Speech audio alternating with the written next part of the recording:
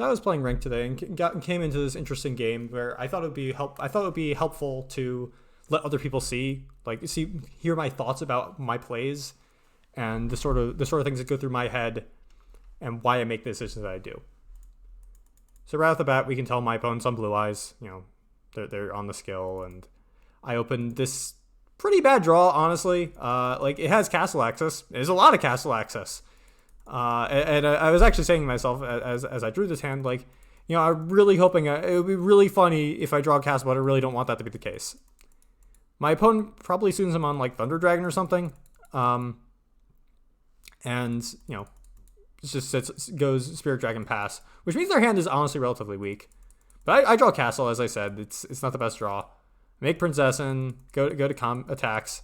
They correctly identify the best thing to do is make something during their turn, and then tag out for Azure Eyes, and Azure Eyes would let them attack through the Golden Castle Destruction.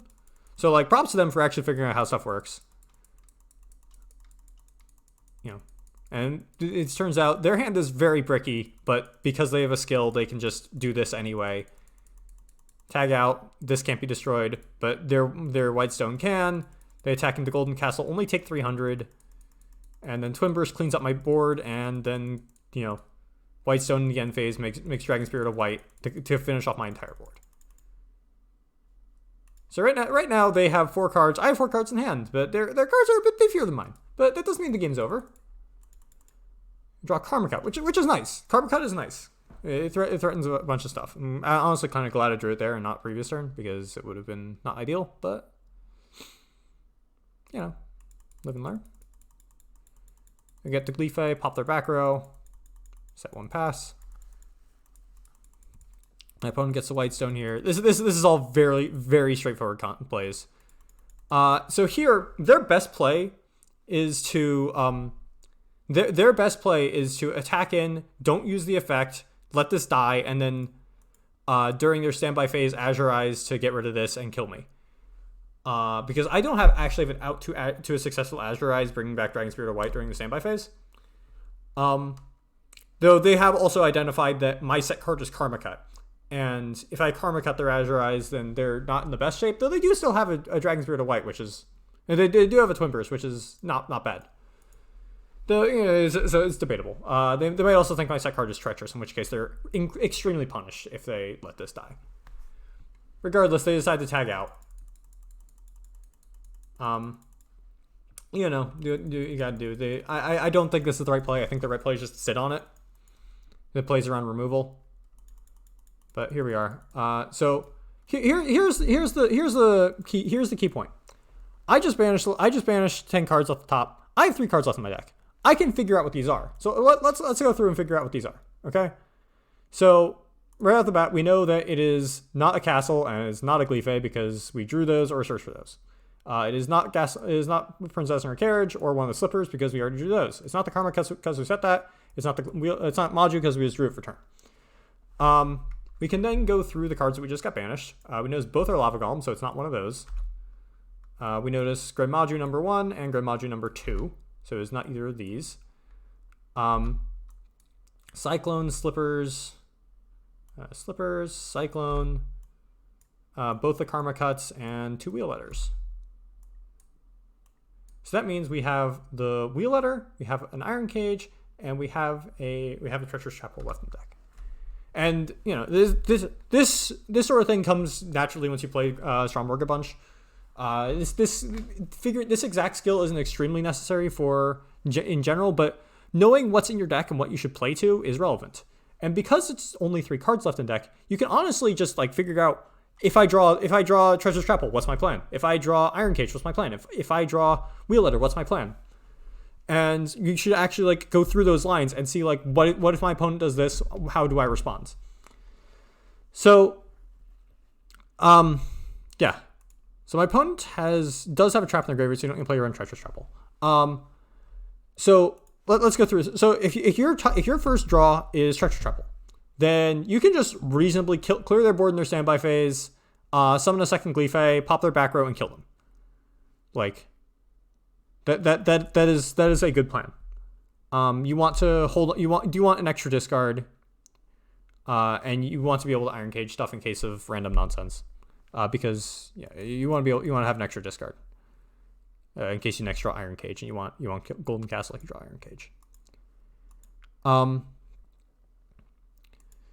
If you draw Wheel Letter, this is the funny one. If you draw Wheel Letter, you can normal summon it, go into Black Rose Dragon, and then use Black Rose Dragon's second effect, banishing the plant type pumpkin character in your graveyard to switch Azure Eyes to attack position and make its attack 0 and attack them for exactly lethal, which I find to be hilarious.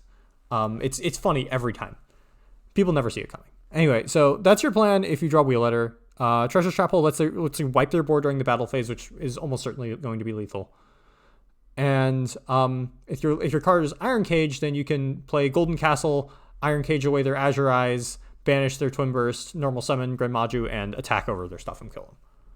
So you're in a very good spot, but you have to realize that like you want to keep a Gleefay in your hand for discarding, and so you have one to discard to Karma Cut and one to pop any back row they play. So as tempting as this is normal summon Grand Maju, as tempting as it is to normal summon Gleefay, best play is just to wait. You just be patient. It's fine.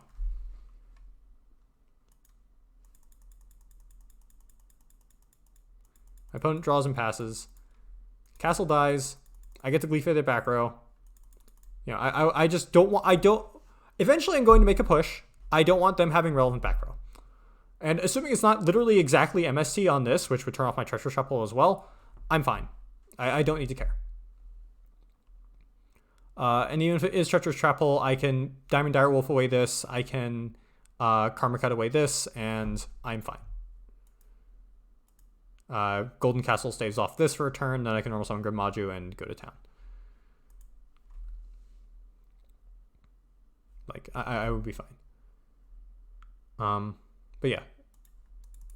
So I'm not playing Golden Castle in case some nonsense happens, so I can Golden Castle and then Iron Cage in case they have like in case they have Forbidden Lance to play around what's it called? In case they just drew Forbidden Lance for turn or to play around Treacherous Trap Hole and that sort of thing.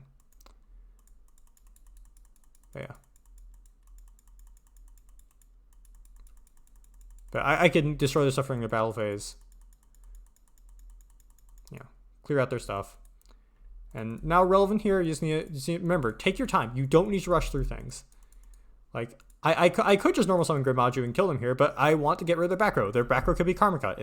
This deck plays Karma Cut a lot. You need to play around Karma Cut. You need to play around Ultimate Providence. You need to play around Drowning Mirror Force, which they had a copy of. Like, you don't want to just walk into something random. You don't have to. So you just take your time, clear what you can clear, deal with their back row, and then you can kill them.